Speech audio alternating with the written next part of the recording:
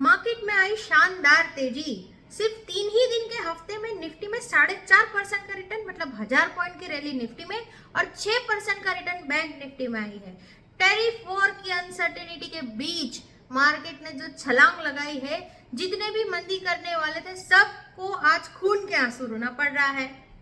लेकिन अगर आपने हमारी बात और हमारी एडवाइस पे काम किया है तो आपका पोर्टफोलियो बहुत अच्छा रिटर्न दे रहा है। 3 ही दिन में निफ्टी ने 1000 पॉइंट की रैली दी है। 3 ही दिन में आपको 4.5 से 5% तक का निफ्टी में और पोर्टफोलियो में इससे भी ज्यादा रिटर्न देखने को मिल सकता है।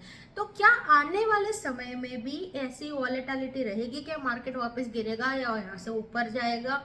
अभी मैंने पोर्टफोलियो तो बना लिया है, आगे क्या करना चाहिए, या मैंने अभी भी नहीं बनाया है तो क्या स्ट्रेटेजी होनी चाहिए, वो सब हम ये वीडियो में जानेंगे। आइए शुरू करते हैं।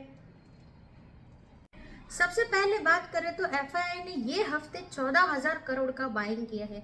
पूरे वर्ल्ड मार्केट में इतनी अनसर्टेनिटी होने के बावजूद भी एफआईआई ने अगर 14,000 करोड़ का इंडिया में बाइंग किया है तो एक बहुत पॉजिटिव सिंबल माना जाता है। अगर हम बात करें बाकी ग्लोबल मार्केट के कंपैरिजन में, इंडिया ने पूरा आउट परफॉर्म किया है।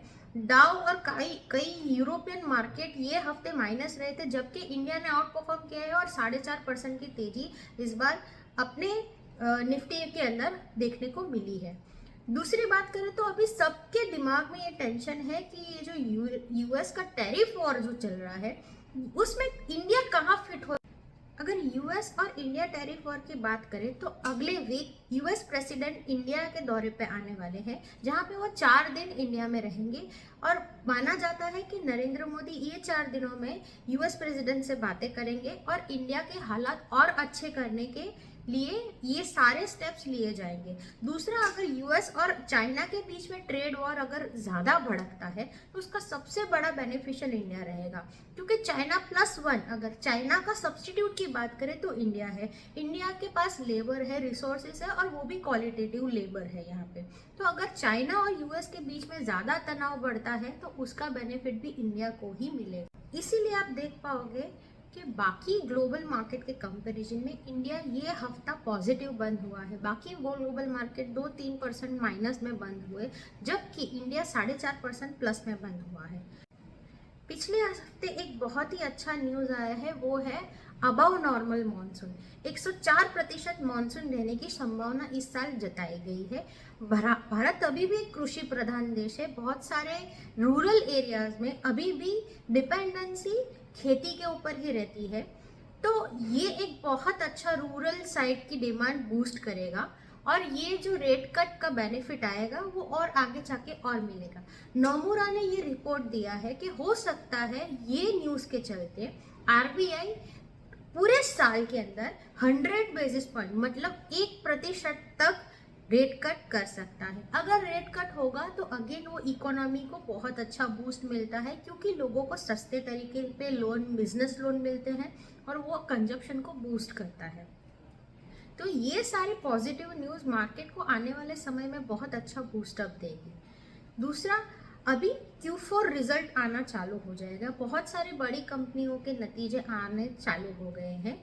तो अभी मार्केट का जो डायरेक्शन रहेगा वो इंडिविजुअल स्टॉक्स के ऊपर भी रहेगा। क्या नतीजे रहते हैं, क्या अर्निंग्स रहता है, वो अर्निंग्स के ऊपर आने वाले समय में मार्केट का रिएक्शन अपने को देखने को मिल सकता है। सेक्टर स्पेसिफिक बात करें तो आने वाले हफ्तों में जो यूएस टैरिफ वॉर में सबसे पिटे हुए सेक्टर्स थे, जैसे कि auto sector, auto ancillary sectors, इनमें एक बूस्ट देखने को मिल सकता है, क्योंकि अभी चीज़ें नॉर्मलाइज होनी चालू हो गई है। तो इन सब स्टॉक्स में और इन सेक्टर में थोड़ा बाउंस बैक देखने को मिलेगा। दूसरा पॉजिटिव सेक्टर रहेगा फर्टिलाइजर सेक्टर्स, क्योंकि above normal monsoon fertiliser stocks के लिए बहुत बड़ा बूस्टर हो सकता। तो आप शॉर्ट टर्म के लिए या फिर छोटी अवधि के निवेश के लिए आप फर्टिलाइजर स्टॉक्स को भी देख सकते हैं। रेट कट की बात अगर अपन कर रहे हैं तो पीएसयू स्टॉक्स को कैसे इग्नोर कर सकते हैं। रेट कट का सबसे बड़ा बेनिफिट मिलेगा पीएसयू सेक्टर्स को। दूसरा, एक डिफेंस सेक्टर भी आने वाले समय में अच्छा प्रदर्शन करने को मिल सकता है। तो ये रही सेक्टर स्पेसिफिक और ओवरऑल फंडामेंटल स्पेसिफिक मार्केट के बाद आइए अब बात करते हैं कि ट्रेडर्स को ये मार्केट में क्या करना चाहिए। आइए शुरू करते हैं। जैसा कि आप सब देख पा रहे हैं, ये निफ्टी 50 का चार्ट है। यहाँ पे ये जो एरिया है वो निफ्टी का आज का क्लोज है। निफ्टी ने पहले भी 2 बार यहाँ पे और यहाँ पे अटेम्प्ट किया था 23,800 का लेवल। ये थर्ड अटेम्प्ट है जहाँ पे निफ्टी 23,800 के आजू बाजू वापस आया है। तो टेक्निकल बात करें, क्योंकि वन साइडेड रैली यहाँ से लेके यहाँ तक आई है, तो ये रैली का हो सकता है 23,500 उसका फर्स्ट सपोर्ट रहेगा। तो आपको बाय ऑन डिप्स 23,500 के आजू बाजू बाइंग करने का सोचने का है। और ओवरऑल आपका टारगेट रहेगा निफ्टी के लिए, ओवरऑल आपका टारगेट रहेगा निफ्टी के लिए 24,200 से लेके 24,800। तो ये हफ्ते में आपको बाय ऑन डिप्स की स्ट्रेटेजी रखनी है। 23,500 के आजू बाजू पहला सपोर्ट, फर्स्ट टारगेट इसका रहेगा 24,200, उसके बाद 24,800। बाय ऑन डिप्स की स्ट्रेटेजी रखिए। मार्केट में इमीडिएट बेसिस पे ट्रेडर्स को बाइंग करने से बचना चाहिए, थोड़ा सा करेक्शन पे उनको बाइंग करने का सोचना चाहिए। Thank you.